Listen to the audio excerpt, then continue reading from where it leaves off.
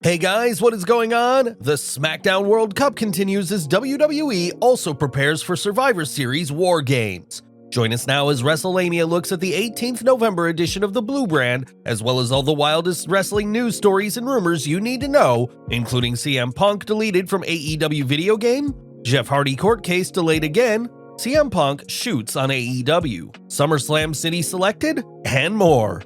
As always, Wrestlelamia won't recap the matches, but look at the good, the bad, and the downright ugly. The good. Kevin Owens stuns the Bloodline. The WWE's decision to wait 1 week before Survivor Series War Games might have been puzzling, but there's no denying the company did an excellent job building it up quickly, with Drew McIntyre explaining his reason for joining the Brawling Brutes, stating he knows what it's like to deal with the numbers game against the Bloodline, and Sheamus explaining the many wars he and McIntyre have had has forged a strong bond between the two men. Of course, the real payoff came when the Bloodline had a 5-on-4 advantage against the Brutes and honorary Brute Drew McIntyre, and Kevin Owens ran out to make the save, confronting Sami and taking out Roman Reigns with a stunner to close the show. Ricochet references Braun's flippy-floppy comments. Ricochet's win over Mustafa Ali wasn't unexpected. What was unexpected was the WWE for giving the fans an Easter egg moment backstage when Ricochet confronted Braun Strowman about looking past him in the Smackdown World Cup. Ricochet called the monster among monsters out with this dandy. "Listen, Braun, I know you're not one for big thinking. You're looking way too far into the future because if you keep looking past these flipper, your words not mine, it might come back to bite you."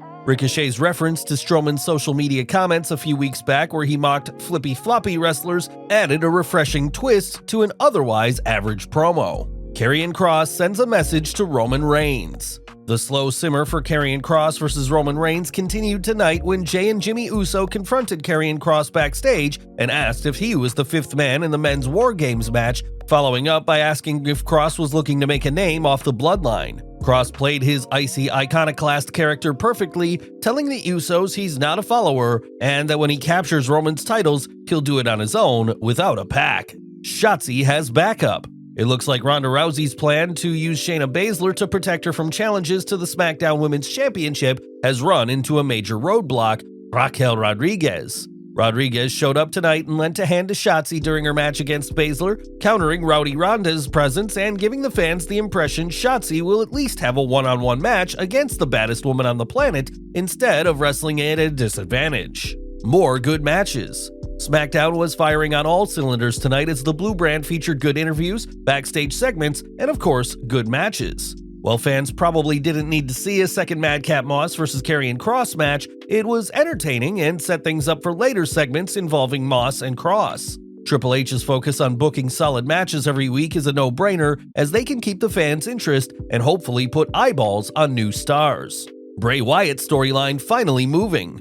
The WWE has been taking its time with Bray Wyatt's storyline, so much so that fans have been wondering if the former Fiend's role is to cut promos instead of wrestling. Wyatt has yet to wrestle, but WWE forwarded things with LA Knight standing up to Wyatt and unfortunately paying the price later on as someone took him out backstage. Wrestlelamia wasn't dazzled when this program played out initially, but there may be some promise to it as long as LA Knight is protected and kept from turning into a Wyatt flunky. Excellent build-up for Survivor Series. Tonight featured fantastic build-up for War Games with the Brawling Brutes and teammates Kevin Owens and Drew McIntyre showing the WWE Universe what happens when the Bloodline doesn't have the numbers advantage. The men's War Games match looks like it could be a wild way of introducing the match to the main roster. The bad. Where were the Raiders? As entertaining as tonight's SmackDown was, the WWE dropped the ball with the Viking Raiders, who returned last week in epic fashion only to be absent from tonight's show. The WWE could have aired a hype video of Eric, Ivar, and Sarah Logan, or a pre-taped video to capitalize on the momentum from last week's attack on Hit Row and Legado del Fantasma. The downright ugly. Nothing ugly, as this was one of the best SmackDowns in weeks, and as we mentioned, a beautiful build for next week's Survivor Series show. The episode also stood out for building other storylines while incorporating some interesting matchups, such as Imperium versus the New Day and Braun Strowman.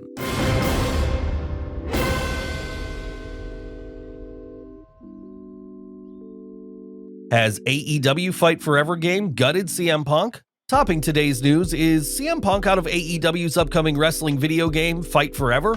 While we don't know if the game's designer has removed Punk from the game, the former AEW World Champion was nowhere to be seen in a recent hype video. Furthermore, Punk is missing from a new promo poster. Wrestlelamia will continue following this story. CM Punk shoots on AEW. You never know when CM Punk is going to turn a microphone into a pipe bomb, as seen by the Embattled Wrestler's appearance calling the action on the 18th November Cage Fury Fighting Championships. Punk cracked wise about his current injuries, noting, "Everything is hurt and my hand hurts."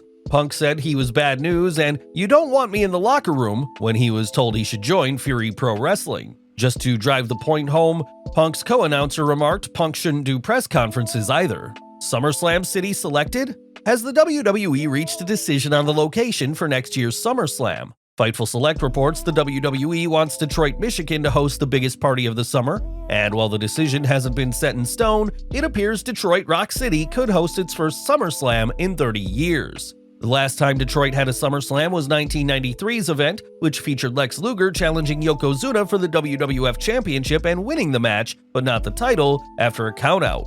Hopefully, the 2023 SummerSlam will be more exciting. Rhea Ripley wrestles first match in months this Monday. Rhea Ripley returns to action this Monday on Raw as she squares off against one of her War Games opponents, Asuka. The Nightmare has been out of action since last June, reportedly due to a brain injury, but she's kept herself busy by interfering in her Judgment Day teammates' various matches. Kevin Owens wrestles dark match. Fans wondering about whether Kevin Owens can wrestle after his reported injury last weekend can take heart, as the prizefighter competed against Austin Theory after Smackdown went off the air. Ringside News' Subhajit Mukherjee reports KO defeated Theory in a street fight.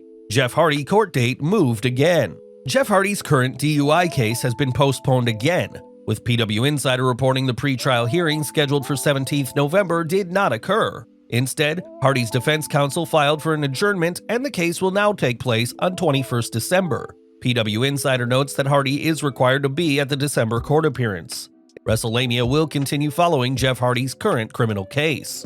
Did John Cena refuse to drop world title to former superstar? Intriguing news coming from a recent Talk is Jericho podcast after current AEW star Jake Hager told Chris Jericho that John Cena refused to put him over when Jake, who was performing in the WWE as Jack Swagger, held the Money in the Bank briefcase. The night before Hager's cash-in on Jericho, I teased it on Raw where I would almost hit Cena with the briefcase. I snuck up on him, and then we had one of his brilliant promo segments. Later, come to find out, he refused to do the job for me for the World Championship. But we won't talk about that. Hager isn't the first wrestler to claim Cena refused to count the lights for him. Whether or not this happened is unconfirmed, but it's worth noting that world champions are often choosy with who they lose to. Jungle Boy no more? Last but not least, has Jack Perry dropped his Jungle Boy persona? Not quite, as the wrestler often referenced as one of the four pillars of AEW is now referring to himself as Jungle Boy Jack Perry rather than Jungle Boy. Perry recently chatted with comicbook.com's Liam Crowley, explaining, "I initially went with the whole Jungle Boy thing as a way to not be myself, or more what I guess people thought I was. It was my way of really getting people to just watch my wrestling, which was really important to me." What do you think of the change? Well guys, there you have it, Wrestlelammia's look at the 18th November edition of SmackDown, including the good, the bad, and the downright ugly, as well as the wildest news stories and rumors you need to know in wrestling. Be sure to leave your comments, and don't forget to subscribe to our channel, follow us on Instagram and Twitter, and I'll see you next time for some more wrestling content.